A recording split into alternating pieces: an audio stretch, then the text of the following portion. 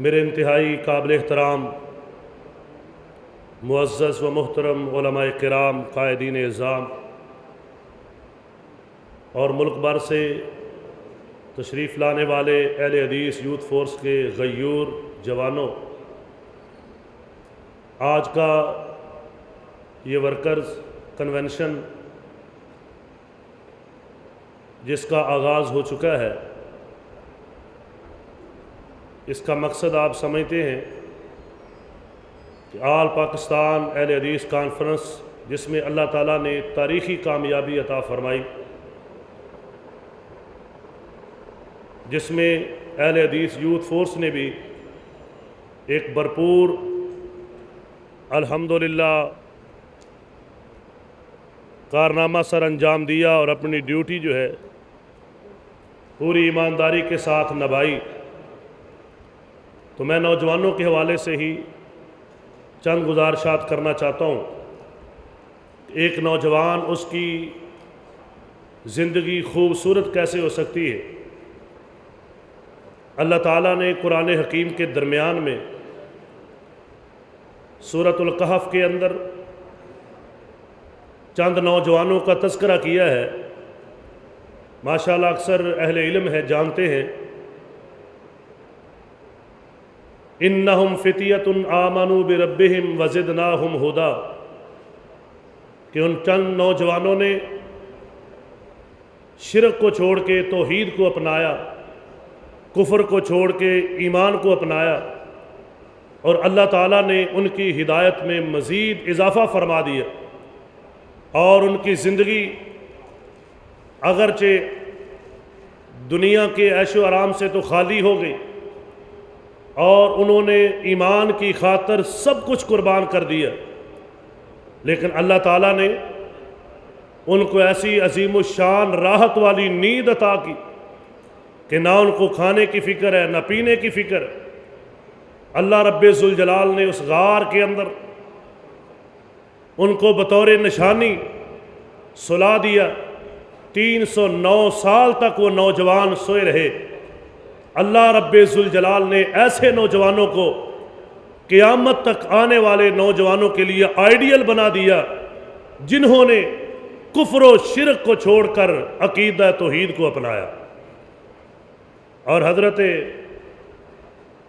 لقمان حکیم بھی اپنے بیٹے کو جو نصیحتیں فرماتے ہیں، ان میں سب سے اہم ترین نصیحت وہ عقیدہ توحید کی، یا بنی لا تشرک باللہ ان الشرک لظلم عظیم۔ شرک نہیں کرنا۔ الحمدللہ اہل حدیث یوتھ فورس نام سے ہی پتہ چل رہے، اہل حدیث ہوتا ہی توحید والا ہے، لیکن ہم نے اس ملت کے تمام نوجوانوں کو سب سے پہلے توحید کی دعوت دینی ہے۔ بے شمار لوگ ہیں جو جوان تو ہیں لیکن عقیدہ توحید سے آ رہی، ان تک دعوت کما حقہ نہیں پہنچ رہی۔ آج پڑھا لکھا دور ہے، اگر ہم مکمل ایمانداری کے ساتھ، ذمہ داری کے ساتھ ہر نوجوان کو دعوت دینا شروع کر دیں، اور اس کے لیے مختصر پروگرام ترتیب دیے جائیں، بیٹھ کے ترتیب دی جائیں، تو یقین جانیے اس کے بڑے فوائد ہیں۔ ایک نوجوان جس کی زندگی گناہوں سے لت پت ہے، وہ میلوں پہ جاتا ہے، اور وہ عقیدتاً بھی اور اخلاقاً بھی اپنی بربادی کر چکا ہے۔ اگر ہم چاہتے ہیں کہ ہم ان کی اصلاح کریں اور اس نوجوان کی زندگی میں دینی رنگ بھر دیں، تو ہمیں محنت کرنا ہوگی۔ نبی علیہ السلام نے حضرت علی رضی اللہ تعالیٰ عنہ سے فرمایا تھا، اے علی، اگر آپ کی وجہ سے، آپ کی تبلیغ محنت کی وجہ سے اللہ تعالیٰ کسی ایک آدمی کو ہدایت دے دے تو یہ تیرے لیے سرخ اونٹوں سے بہتر ہے۔ سرخ اونٹ بڑے قیمتی اس وقت وہاں گنے جاتے تھے۔ تو میرے بھائیوں، ایک نوجوان کیسا ہونا چاہیے؟ حدیث پاک میں ہے اللہ تعالیٰ 7 قسم کے لوگوں کو اپنے عرش کا سایہ نصیب کریں گے۔ ان میں سے ایک وہ نوجوان شاب نشأ فی عبادت اللہ، جس کی زندگی جوانی اللہ کی عبادت میں گزری، کیونکہ یہ عمر ایسی ہے جوانی کہ انسان اگر بگڑے، چور ڈاکو بن جاتا ہے، اور اگر اللہ کی توحید اور نبی علیہ السلام کی سنت کی طرف آئے، دین کی طرف آئے، تو تہجد گزار بن جاتا ہے، کیونکہ اس زندگی کے حصے میں انسان کے پاس طاقت ہوتی ہے، انسان جو ہے اس کے پاس قوت ہوتی ہے۔ تو ہم اپنی زندگی کو اگر خوبصورت بنانا چاہتے ہیں تو ہم اپنے عقیدے کی اصلاح کریں، اس کو پھیلائیں بھی، اپنی نظروں کی حفاظت کریں اور اپنی تنہائی کو پاک کریں۔ آج ہماری نوجوان نسل تباہی کی طرف جا رہی ہے، اس کی بڑی وجہ یہ ہے کہ ہماری تنہائی پاک نہیں ہے۔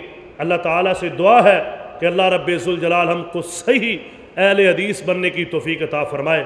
وآخر دعوانا ان الحمد للہ رب العالمین۔